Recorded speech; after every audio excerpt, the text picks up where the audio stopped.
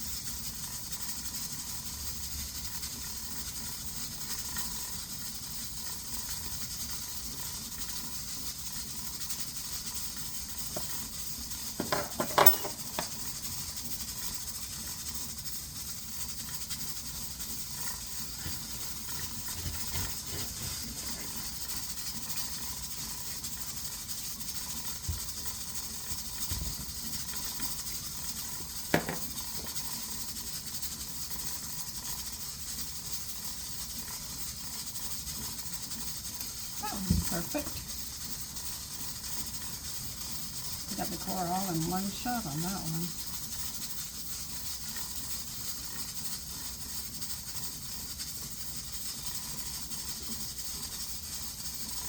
Now the reason you shouldn't use a large knife is you see where the blade is here, right here, and you're holding it like this, right?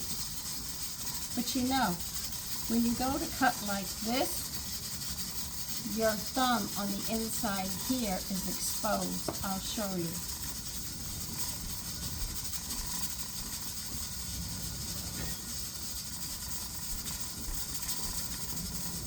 See, if you try to cut here, all of this, you see where your thumb is, can be cut.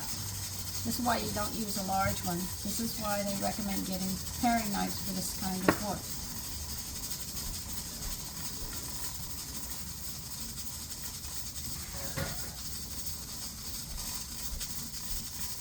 Now, I have seen people use slicing knives, and that's not what they're used for.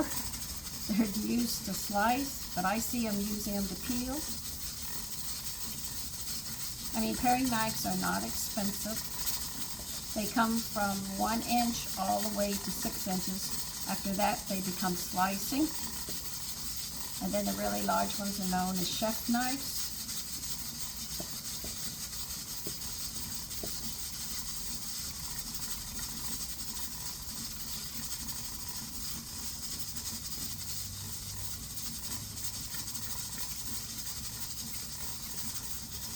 I'm just peeling them.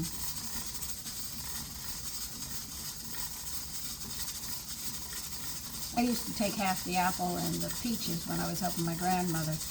And she just had, she had them paper thin. I said, how could you do that? I can't. She says, I've been doing it a long time, Sandy.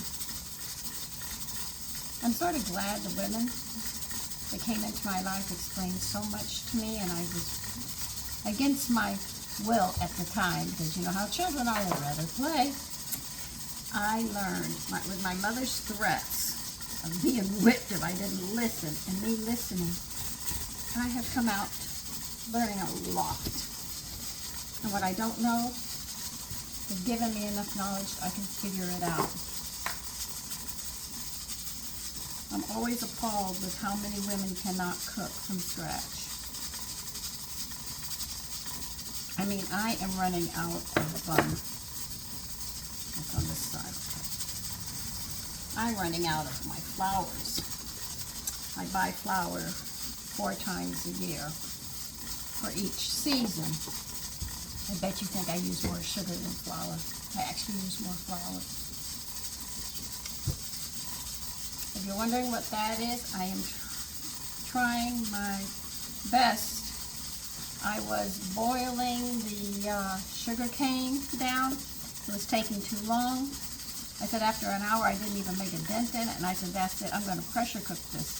If this works and I can cook that sugar out of the cane, then I'm going to sit there and reduce it and see if I can can it. Then I'll have that on hand, and I'll pick up some more sugar cane if I can find it. It's very rare that we find sugar cane.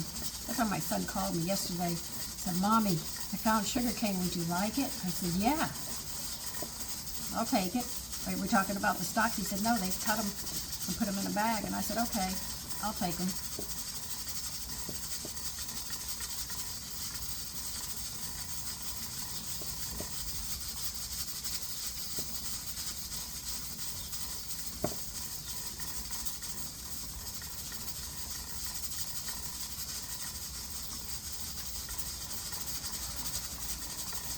Now I have a recipe to make apple cider vinegar, and I think I'm going to go ahead and use it. Like this a little bit at an angle. Look down it this way.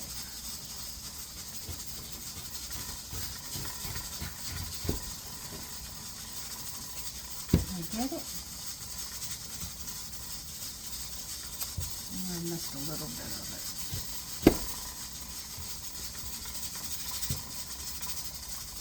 Come on.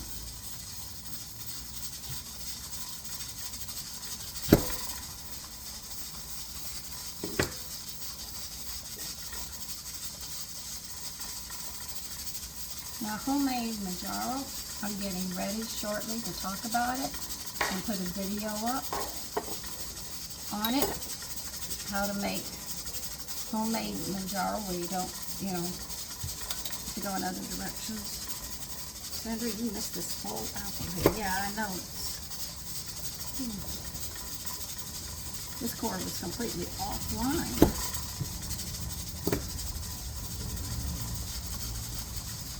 Okay. Yeah, that apple was good. So 1 pound of apples. It took me 4 grannies.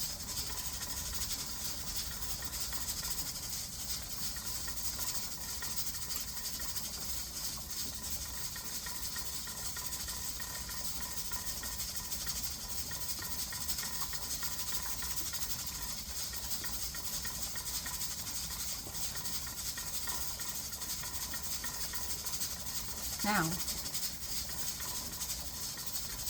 talk about grain alcohol, newer grain alcohol, better known as white vinegar, comes from.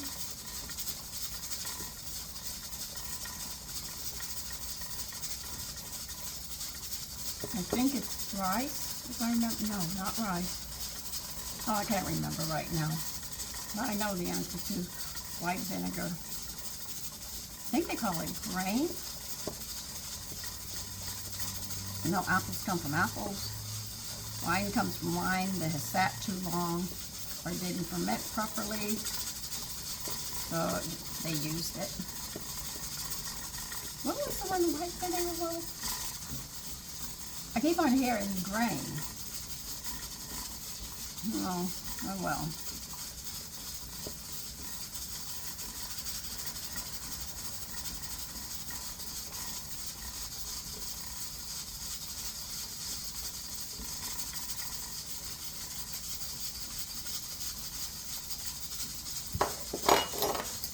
Alright, you're sitting straight. I should be able to get it this time.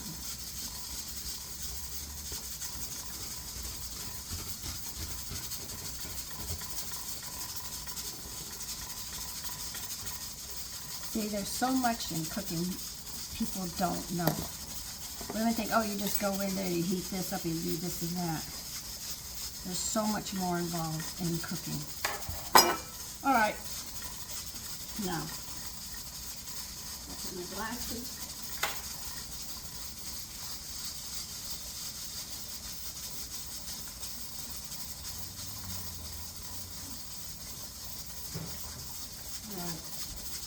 gotta get chopping now.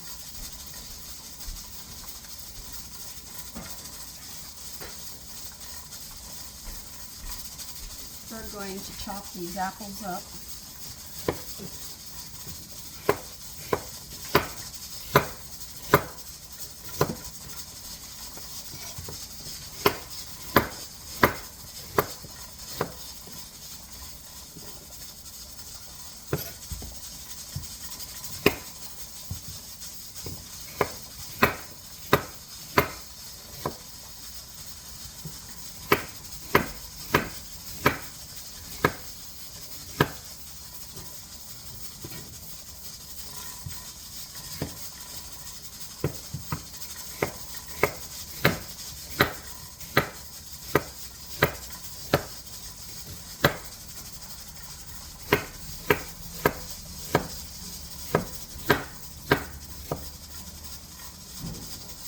I'm going to coarsely chop these, by the way. And you're going to need 2 tablespoons in a skillet, 2 tablespoons of butter. They recommend unsalted, and to turn it on while we finish chopping these. Oh, come on.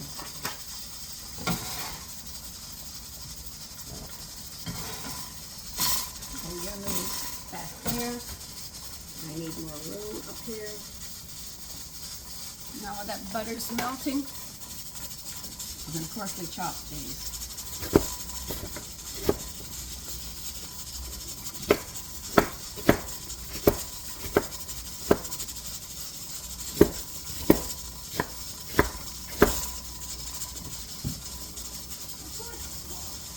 That's the best thing to do.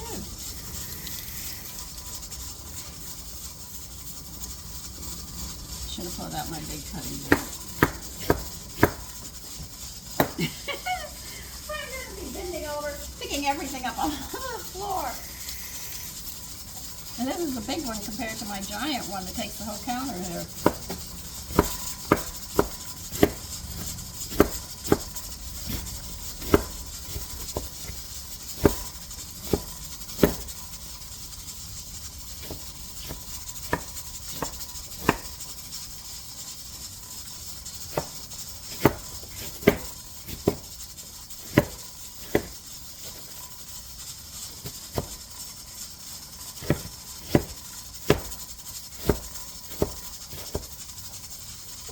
Butter. You should have it on medium high. You don't want to burn it.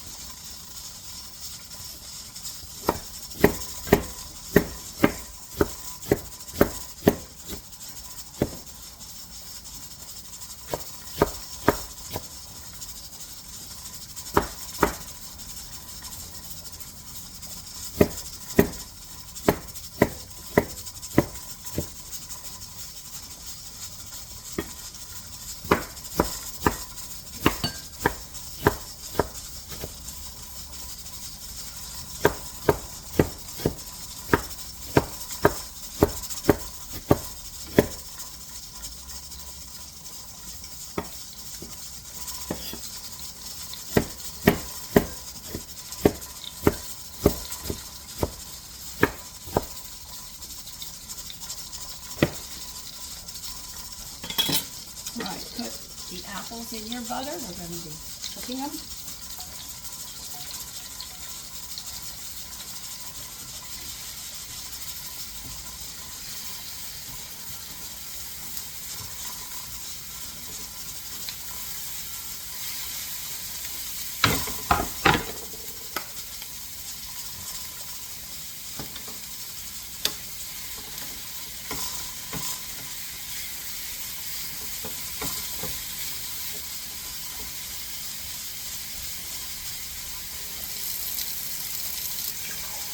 You're going to need a half a cup of apple cider vinegar. You're going to need some light brown sugar, and you're going to need nutmeg. And how long do they want us to cook these apples? And I'll bring them over in a minute.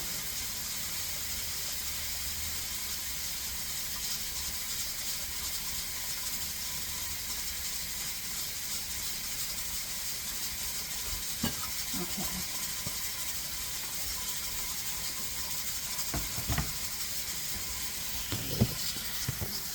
Okay, we're going to coat the apples.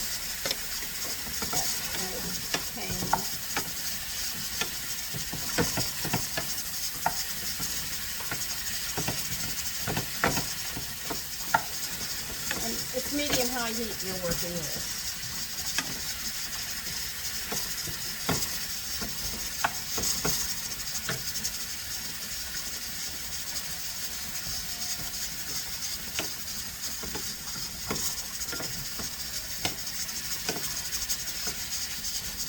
I want you to coat the apples with the butter. That's what I'm actually doing.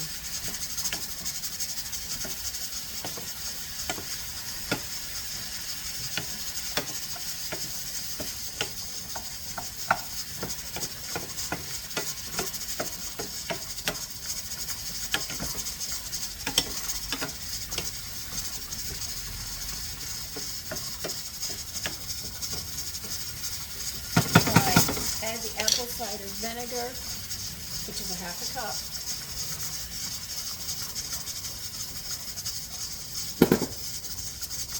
And you want maybe an eighth of a teaspoon of nutmeg, maybe a little less. You stir it around.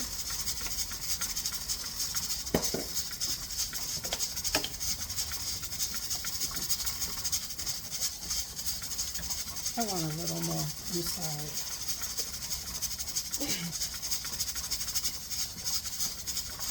If I can't smell it that well, I'm going to add more.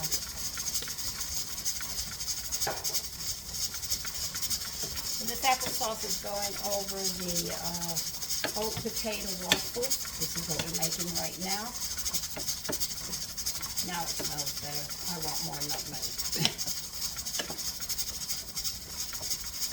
Okay, now we're going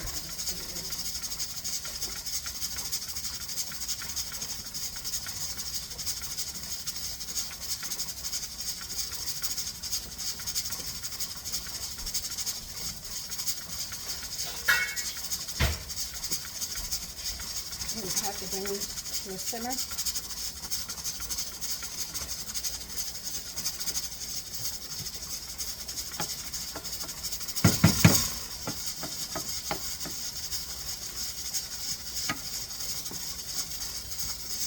We're going to put a lid on it and turn it down to simmer, and we're going to let the apples cook for about 15-20 minutes till they're tender.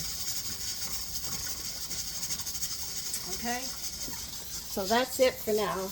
We have to wait. So I'll see you when they get tender.